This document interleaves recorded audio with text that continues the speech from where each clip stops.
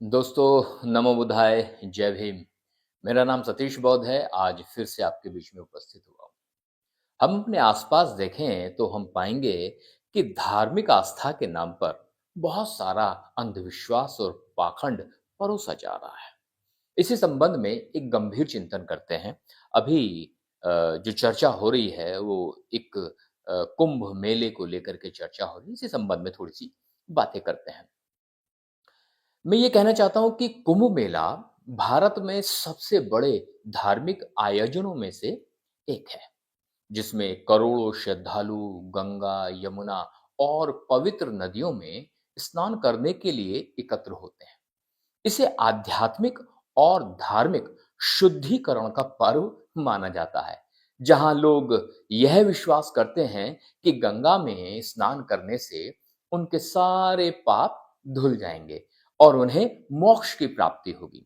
लेकिन क्या वास्तव में यह आयोजन धार्मिक आस्था की वास्तविक अभिव्यक्ति है, या फिर मात्र एक दिखावटी और पाखंडपूर्ण परंपरा जिसे धर्म के नाम पर जनसाधारण पर थोपा गया है?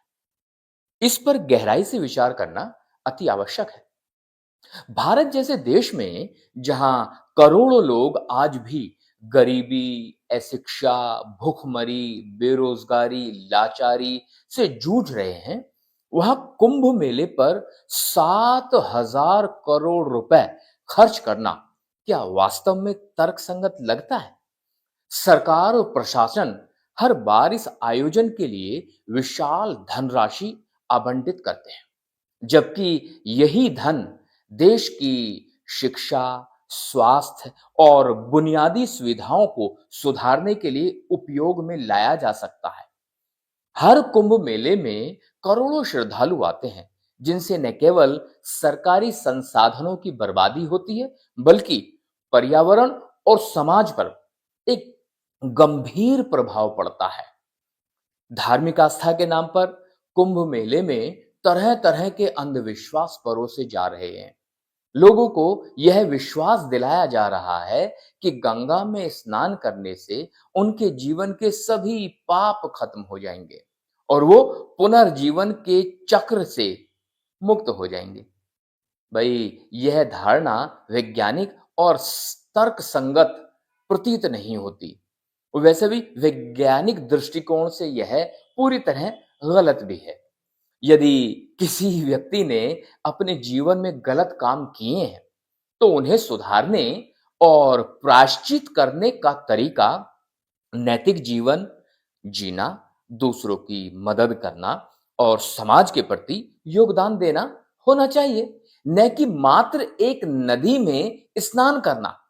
लेकिन दुर्भाग्यवश कुंभ मेले में ये जो परंपराएं धर्म के नाम पर चल रही हैं, यही कारण बन जाती हैं कि लोग अपने कर्मों की जिम्मेदारी लेने के बजाय इसे आस्था के नाम पर बहानेबाजी और ढोंग के रूप में इस्तेमाल करने लग गए हैं।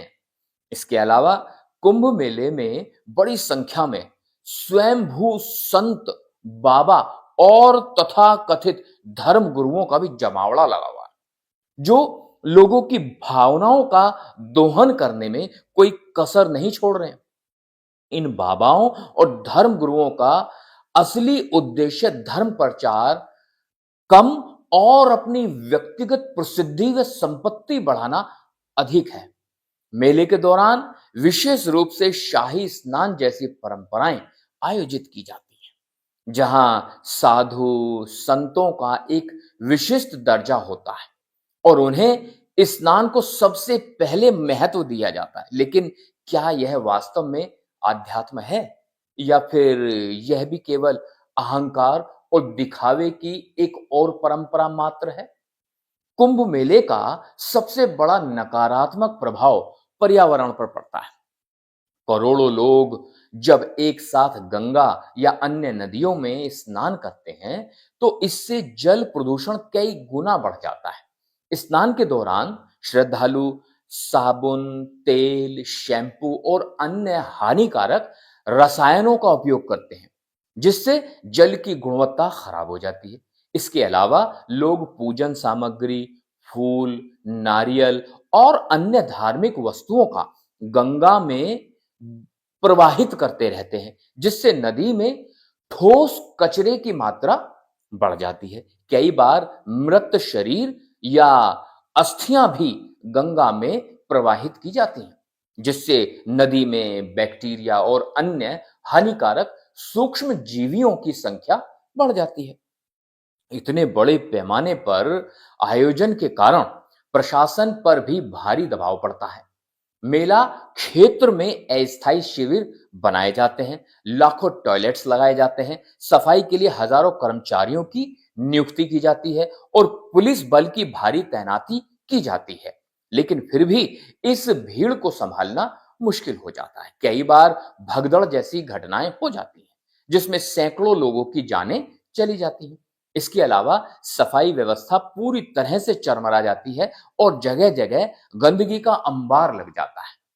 यदि वास्तव में कुंभ मेले को धार्मिकता और सामाजिक हित के लिए उपयोग करना है, तो इसे एक ऐसे आयोजन में बदला जाना चाहिए जो सामाजिक और पर्यावरणीय कल्याण को प्राथमिकता दे। श्रद्धालुओं को जागरूक किए बिना यह कार्य संभव नहीं, क्योंकि हमें वो कदम उठाने पड़ेंगे जिससे वो नदी को प्रदूषित ना कर पाए, प्लास्टिक का उपयोग ना कर पाए, सफाई व्यवस्था बनाए रखने में मदद हो। सरकार को भी इस आयोजन पर खर्च होने वाले धन का एक बड़ा हिस्सा गरीबों की सहायता, शिक्षा और स्वास्थ्य सेवाओं पर खर्च करना चाहिए। अंततः कुंभ मेला केवल एक धार्मिक आयोजन नहीं, बल्कि एक ऐसा मंच बन गया है जहां धर्म के नाम पर पाखंड परोसा जा रहा है। इसे आस्था का केंद्र नहीं, बल्कि तर्क, नैतिकता और सामाजिक विकास का केंद्र बनाया जाना चाहिए। यदि हम वास्तव में आध्यात्मिकता और धर्म की सच्ची भावनाओं को समझना चाहते हैं, तो हमें इन दिखावटी परंपराओं से आगे बढ़कर वास्तविक सामाजिक सेवा और मानव कल्याण की दिशा में कार्य करना ही होगा। केवल गंगा में स्नान करने से कोई मोक्ष नहीं मिलने वाला है, बल्कि सही कर्म, सच्ची नैतिकता ही व्यक्ति को आध्यात्मिक रूप से समृद्ध बना सकती है। कुंभ मेले के दौरान बड़ी संख्या में भिखारी, साधु और तथा कथित चमत्कारी लोग भी एकत्र हो जाते हैं, जो धर्म और आस्था की आड़ में भोले भाले लोगों को ठगने का काम कर रहे हैं।